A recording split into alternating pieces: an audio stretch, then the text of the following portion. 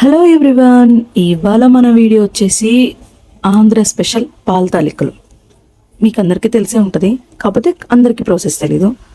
ఈ వీడియోలో ప్రాసెస్ ఎలాగో మీకు అర్థమైపోతుంది. ఒక పాటతో స్టార్ట్ చేద్దామా? పాట ఎలా ఉందో చెప్పండి.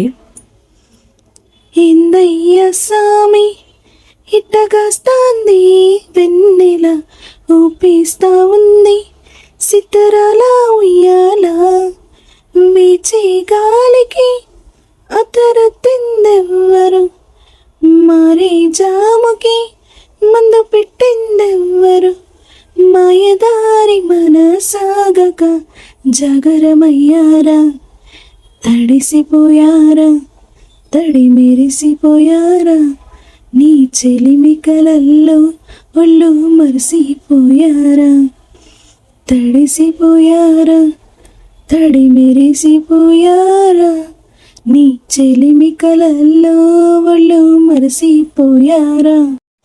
పాట ఎలా ఉందో కామెంట్స్లో చెప్పండి. అలాగే ప్రాసెస్లోకి వచ్చేద్దాం. ఇక్కడ మనం యూజ్ చేసేది తడిపిండి అండి, పొడిపిండి కాదు. తడి బియ్య పిండి అయితేనే మనకి పాల తాలికలు బాగా వస్తాయి. అలాగే ఫస్ట్ కొంచెం బెల్లము, ఉప్పు, వాటర్ పోసి కొంచెం కలుపుకొని ఆ పిండిలో కలుపుకొని పక్కన పెట్టుకోవాలి. ఇక్కడ 2 గ్లాసెస్ బియ్య పిండి తీసుకున్నాము. సో దానికి కలిసిపోయేటట్టు వాటర్ చూసుకుంటూ కలుపుకోవాలి. బాగా లూజ్ అయితే అవి పాల తాలికలు ఒత్తడానికి రావండి. అండ్ పక్కన ఒక గ్లాస్ బెల్లం తీసుకొని దాన్ని పాకం, ఓన్లీ బెల్లం కరిగేదాకా పాకం పట్టాలి, అంతేగాని తీగ పాకం, ముదురు పాకం అని ఏం లేదు. అలాగే ఇక్కడ మనం డ్రై ఫ్రూట్స్ కూడా వేయించుకోవాలి.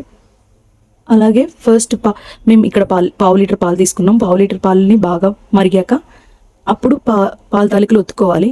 చేత్తో అయినా చేసుకోవచ్చు, అలాగే మనం చక్రాలు ఒత్తే గిద్దెలతో అయినా ఒత్తుకోవచ్చు, అది మీ ఇష్టం.